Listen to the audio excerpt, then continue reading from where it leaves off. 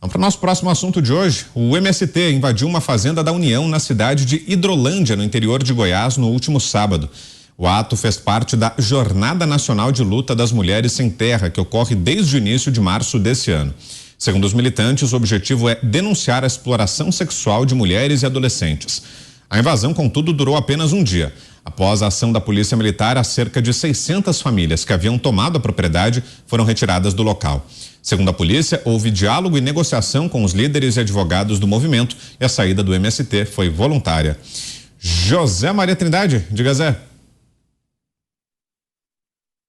Pois é, a CPI do MST a proposta está de pé na Câmara dos Deputados e saber exatamente quem é que financia e quem é que incentiva esse tipo de trabalho.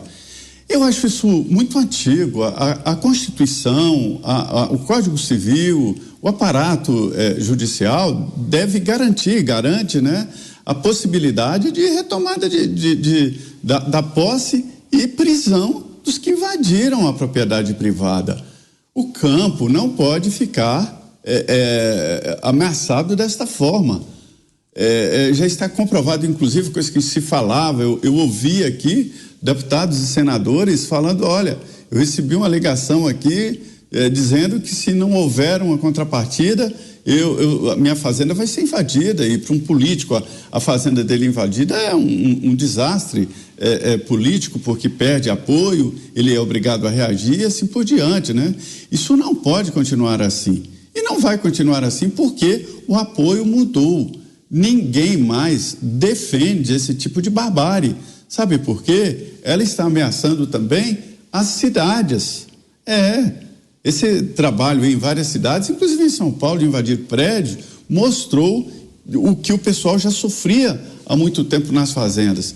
E olha, às vezes tem alguns inocentes que romantizaram essa história e acham que são grandes propriedades, que são invadidas, fazendas de empresas, o que já estaria errado, o que é errado. Mas não, eu tenho histórias aí de fazendas pequenas, familiares, que são invadidas, e é uma agressão muito grande. Então, eu acho que é assim mesmo, tem que agir imediatamente e desidratar. É isso que está acontecendo. Houve uma tentativa, um ensaio dessa história de Abril Vermelho, mas eu acredito que isso não vai adiante exatamente pela responsabilização dos governadores e das forças policiais. Será, Roberto Mota? Está mudando o ambiente? Os ventos agora podem soprar contra o MST? É difícil dizer, Brown. É difícil dizer. Agora eu queria perguntar, diante dessa notícia, se tem mais alguém aí arrependido por ter apoiado o PT. Quero dar os parabéns à Polícia Militar e, mais uma vez, chamar a atenção para um aspecto gravíssimo dessa questão. Foram 600 famílias, não é isso? Nessa invasão? Isso. Famílias quer dizer pai, mãe e provavelmente crianças. Será que havia crianças nessa invasão? Atenção, autoridades responsáveis pela proteção de menores. Como é que se permite o uso de crianças numa atividade como essa? Isso é absolutamente inaceitável.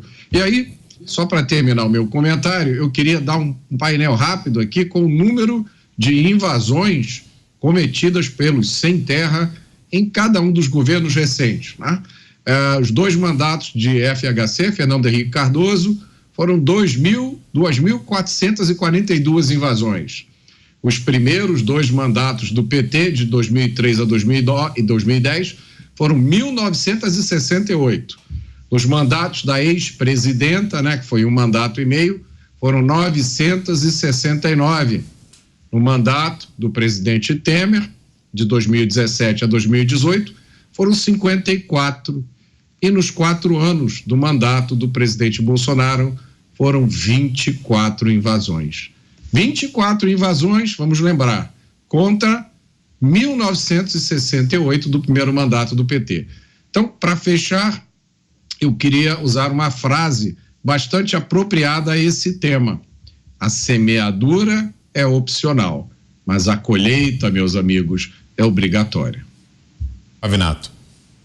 Bom, eu queria ver o MST invadindo o Lollapalooza no final de semana. Que ali tinha trabalho escravo. O Ministério Público do Trabalho e Emprego foi lá, as condições graves de trabalho em condição análoga de escravo, e mesmo assim o pessoal foi lá no Lollapalooza, né? Ninguém perdeu o ingresso, ninguém protestou, ninguém nada. Mas lá o MST não vai. Agora, veja se tem graça uma coisa dessa.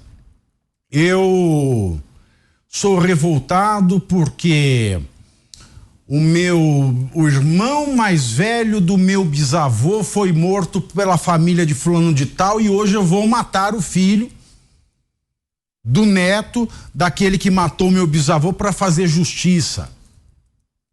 Veja que o MST ele já saiu do campo. Estou invadindo esta terra porque é improdutiva. Agora eu estou invadindo porque aqui é misógino, estou invadindo porque aqui tem trabalho escravo, eu estou invadindo porque você foi votar com a camiseta do Brasil. Daqui a pouco eles estão muito confortáveis em criar balelas de maneira a justificar nada justifica um crime a não ser a legítima defesa própria e de terceiro, através de meio que seja adequado para fazer cessar o perigo iminente. Eu defendo-me da morte de alguém que está com uma arma dando um tiro antes. Eu me defendo de um golpe dando um golpe antes. Agora, eu não acabo com a reforma agrária invadindo, eu não acabo com o trabalho escravo invadindo.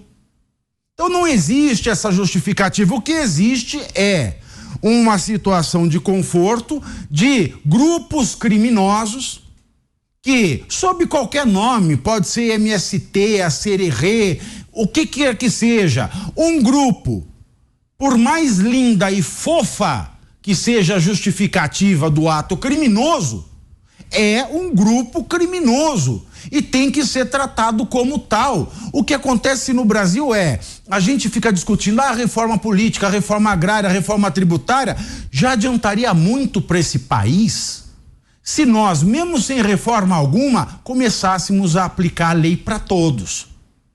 Se a lei fosse aplicada para todos, pobre, rico, autoridade, cidadão comum, esse país já melhorava muito. E mais uma coincidência, só para finalizar, né? Mais uma coincidência. Por que será que esta organização criminosa ou estas organizações criminosas ou associações criminosas, porque 3 ou mais reunidos com o intuito de cometer um crime é uma associação criminosa, mas associações criminosas que estão muito à vontade com o PT no poder. É canalice chegar a essa conclusão ou é evidência demais? Você, Dantas, para fecharmos, mais 2 minutos. Bom, essa fazenda aí, ela já é patrimônio da União desde 2016. Então, não é um problema de invasão de propriedade privada. E ela passou ao patrimônio da União em função de uma série de processos envolvendo o uso da propriedade ali, as pessoas foram condenadas, a propriedade era usada para tráfico de mulheres, etc. e tal. Mas isso aí é outra coisa. Quem for no site do MST vai ver essa jornada nacional de luta das mulheres sem terra. E lá tem um textinho de apresentação que diz o seguinte, abre aspas: os aromas de mais um março se aproximam, repletos de lutas, muita mística, resistência e esperança de um novo tempo. Entre os dias tais e tais acontece a Jornada Nacional de Luta das Mulheres Sem Terra com o lema: o agronegócio lucra com a fome e a violência. Por terra e democracia, mulheres em resistência. Neste março, a centralidade das lutas e denúncias focam no problema da fome, da violência e da destruição da natureza. As mais cruéis faces do agrogolpe tóxico negócio. Tudo isso com hífen. As camponesas também denunciam as diversas formas de violência patriarcal e racial que atingem as pessoas em condições de vulnerabilidade, o avanço nos casos de feminicídio, assassinatos, LGBTI-fóbicos e suicídios no campo. Vou terminar. O capital no campo, personificado no agronegócio violento, tem criado laços estreitos e perigosos com o neofascismo, crescente na sociedade brasileira. Nesse sentido, as mulheres sem terra seguem em luta e resistência por terra para dela cuidar e produzir alimentos saudáveis e por democracia. Na defesa da reforma agrária popular, soberania alimentar, na construção de relações humanas emancipadas, livres de todas as formas de violência. Isso aqui é o identitarismo em seu estado bruto. Não tem nada a ver com reforma agrária. Queria saber o que eles fumaram para escrever esse manifesto, Dantas. Pois é. Ou fumaram ou tomaram ácido, né? É uma loucura sem fim.